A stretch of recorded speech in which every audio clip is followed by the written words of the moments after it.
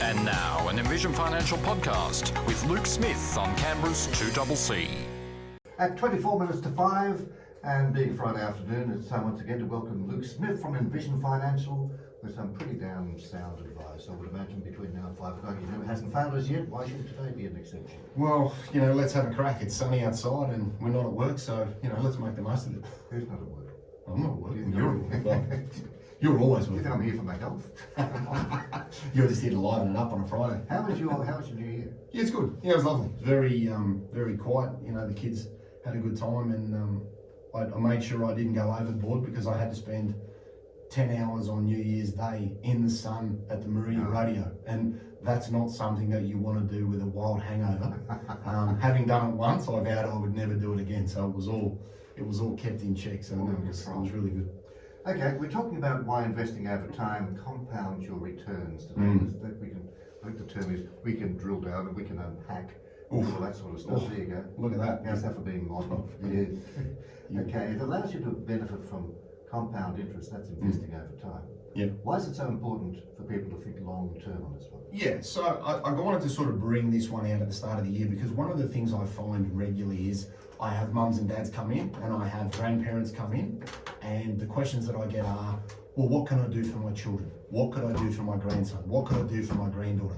And a lot of mums and dads and grandparents do great things and say, right, I've put some money into a bank account and I'm just going to leave it there and I'll add to it over time. And all I want to touch on today is explaining compound interest. And that is simply where what you've invested grows, and then it grows on itself. So you've bought some investments, you've earned some dividends, you've then bought more units, you've got more dividends, you've got more units. And like a snowball, it starts small and it gets exponentially bigger.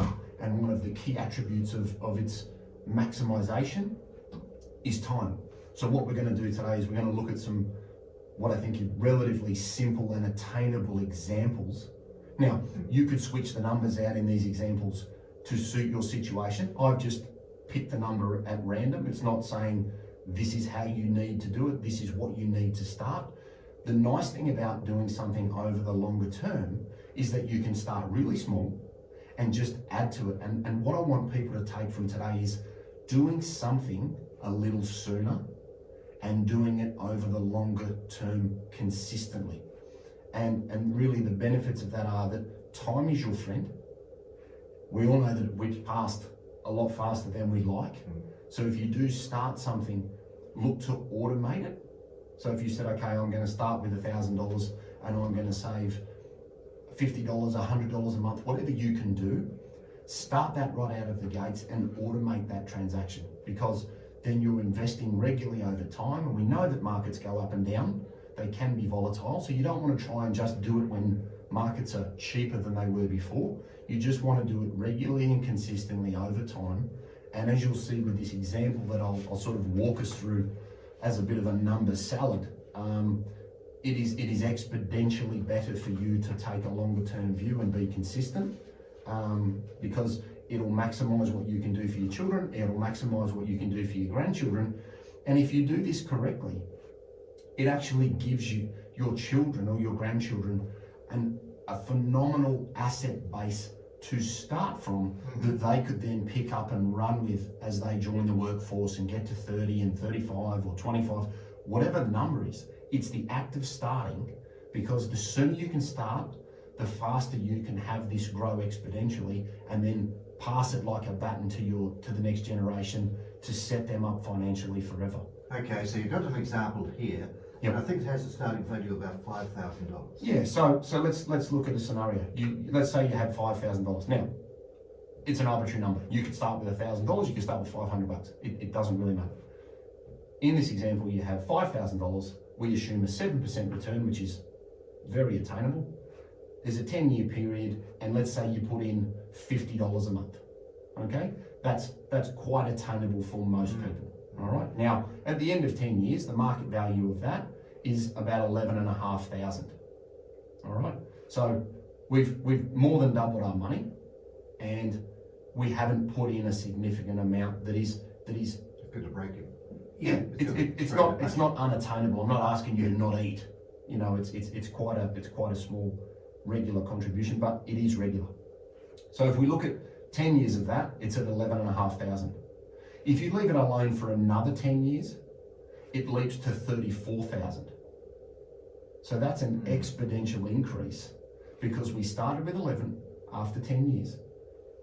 You keep that contribution going at $50 a month, and because the earnings are growing and buying more investments, and they're growing and getting more investments, and they're growing and getting more investments, it's compounding on itself.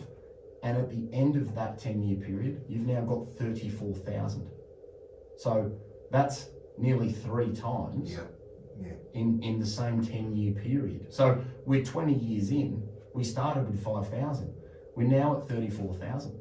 To give you an indication of what the difference in the savings rate could make, if you changed $50 a month to $100 a month, your $34,000 portfolio at the end of that 20-year period is worth $48,000. And all you've done in that scenario is change 50 a month to 100 a month. Yeah. So again, not a massive change in the proportion of people's earnings, not a massive change in the proportion of contribution from grandparents. And again, I preface this by saying, do what's right for you. But I hope that illustrates that the benefit of being consistent and adding to the portfolio and reinvesting dividends over time has made an exponential change in the assets that are there. So if we put a real life case to that and say, okay, I've just had a child, we kick that off for my child, we're 20 years down the road, they've just finished their university and they're joining the workforce. If you handed them that $34,000 and said, look, keep this going, okay? That market, you wouldn't say that. Well, and maybe you don't give it to them, maybe you let it cook and don't tell them. If you make no contribution to that money, so no more $50 a month, that $34,000 over the next 20 years will compound to $176,000. Wow. And you haven't added another dollar. Okay, just a quick question. You mentioned the $50 or $100 contribution monthly. Yeah. But you're looking at a 7% return at that stage, but that could actually fluctuate too, couldn't it? Well, and that's why I've sort of picked an average. Yeah. You know, if you look at a 70% growth portfolio, a 7% return is quite attainable. Now, in some years you'll have much bigger returns. In some years you'll have smaller returns, like a COVID scenario. But what I want people to take from today is start something, repeat it, and leave it alone. Just let it cook. Because if you could hand your son, your daughter, your child $34,000 portfolio on their 20th birthday, and they left it alone for another 20 years, they're now 40. So now they're moving into their peak earning capacity in their chosen occupation, and that has grown to 176,000. Now, let's look at it. This is where the value of time really gets going. So we've left it alone. We're now 40 years of age. Okay, our portfolio is worth $176,000. We received that from mum and dad when we were 20, and we haven't touched it. We also haven't put in a dollar of our own money. Okay, if you left that alone for another 20 years, okay, it's just shy of $600,000. Yeah, over $500,000. Yeah, that's not bad. You know that, and again, we haven't added anything. If you added some money to it, okay, so now we're 40, 50 years of age and we say, well, you know, we've paid down our mortgage, we've got a really good income, I'm going to throw $200 a week at it, right? Again, arbitrary number. All I want to illustrate is the difference. With no contribution, when we get to 50, it's worth just shy of 600,000. If we put $200 a week in for the next 20 years, it jumps to over $1 million of portfolio value. That's impressive. I mean, it's hard to imagine. I mean, you know, I used to have trouble even saving the money I used to get from the paper round I did when I was a kid. Yeah, and I think this is where we need to think longer term from, I guess, a multi-generational perspective, because all grandparents want to help their grandkids, all parents want to help their kids, and unbeknownst to them, whilst they think putting some money in a bank and just earning on the invested capital is good, this example here, all I'm trying to illustrate is the exponential increase in the value over time without a significant contribution from the receiver of the funds. So compound returns or compound interest is your friend. The sooner you can start, the better. The longer you can let something cook, the better, and fight that temptation to, take something out of it. Now, these numbers work the same if you said, well, I'm going to start something with $500. There are a number of really good retail options like Vanguard and some other providers that let mum and dads get access to really cost-effective ETFs. You could just buy a growth ETF, for example. You would set up your contribution, and leave it alone.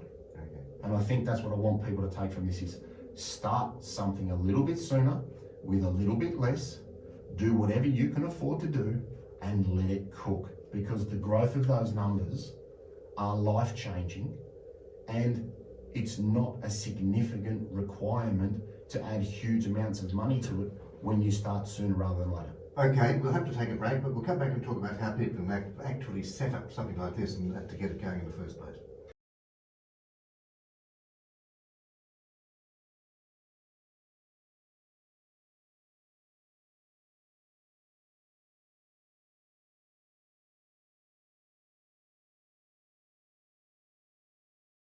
Luke, how can people set up something like we've been talking about? Because it's quite important that they get into it pretty early, isn't it? Yeah, so there's a few different ways you can go about doing this. You can open a trading account if you're that way inclined and you understand how that works. A very simple way of doing it would be to buy a diversified exchange traded fund or ETF. Now, a number of large providers have very simple and very cost effective platforms to use. One we touched on before the break was Vanguard. You can open an account there with, I think, less than $500, which is really affordable. And there you pick something like what would be deemed a growth index. So you generally have about 70% in growth assets and 30% defensive, which is actually a lot safer than most people's default super when you think about it. So it's not something you need to worry about. I'm not saying take on a huge amount of risk because you really don't need to do that. So you'd open up, say, a Vanguard account for the sake of the example. You'd put your initial investment in. You'd have all of your distributions of income reinvested into more units in your chosen investment. You would then set up a direct debit out of your bank account to say, okay, $50 a month, I'm going to put that into this investment on a regular basis and leave it alone. Right. And I think the last part there is the most important. Set it up, leave it alone. Just forget you've got it. Just keep saving and keep saving and keep saving, because it's the time, as we saw in that example before the ad break, it is the time that gives you the greatest rate of return and benefit from a strategy like this. It's not a 6 month, 1 year, 2 year. Yes, you can do it. But as we saw with those numbers, if you can grow something from 600 to over 1 million by making a small contribution, the longer this thing cooks, the better off it is. And you'll get to a point where on its own momentum, you won't need to make contributions to it.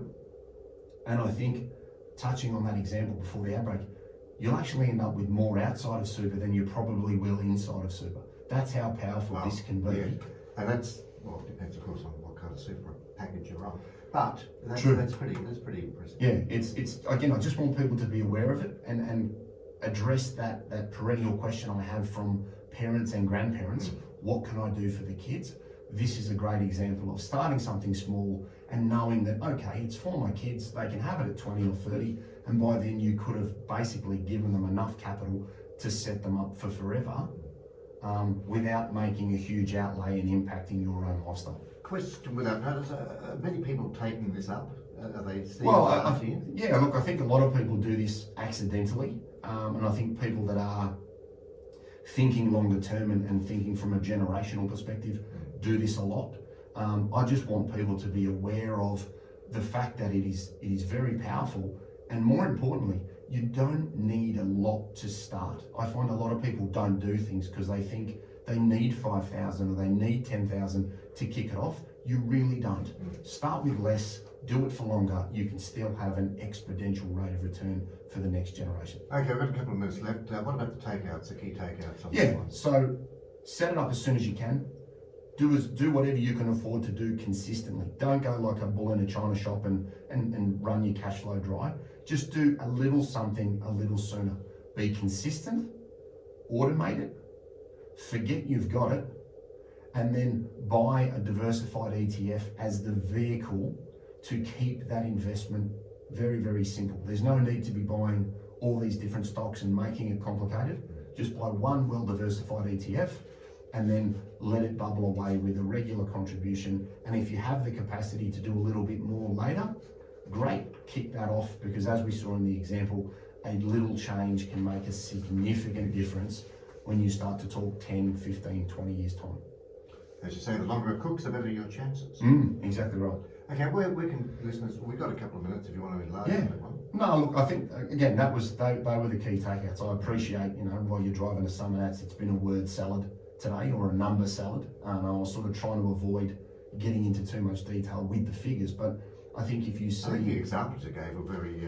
Yeah, if you can turn 600,000 into over $1 million, and you haven't made a lot of additional contributions, it just illustrates the benefit of time, and that's what I want people to take from it. So, it's something that everybody can do, and again, I preface it by saying the example and the numbers I made up, the rate of return is very attainable, the time frame is as long as you've got, but you can start this with $500. Don't think, I think a lot of people miss out on doing this because they have a preconceived idea that they need $5,000 or $10,000. You really don't. You'd think that, if they start off with $500 or even $5,000, they think, wow, that should come out pretty good in 10 years or 20 years. So maybe I'll sort of put a bit more in. Well, if you think from a parent's perspective, you're not going to give the money to your kids till they're probably 25. So you've got 25 years minimum to let this cook. So, I think it's really important. But, if you're not sure, our office number is still 6260-4749.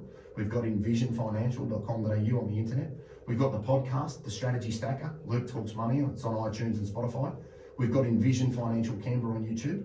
And all of this type of financial information is written in mum and dad language in Smart Money Strategy, your ultimate guide to financial planning. You can get that at Amazon, you can get it at Booktopia, you can get it at Dimmicks, QBD, Harry Harthog, and they have some at Bookface in Gungahlin, because I stuck my head in there today and they said, well, there's one on the shelf, so. Okay, they're going fast, they're flying off the shelves. Pretty much. Good to see you again. Luke, thanks, mate. All the best for 2024, and we'll catch up with you next week. See you soon. Luke Smith from Envision Financial. He will be back at 4:30, just a little after, next Friday afternoon.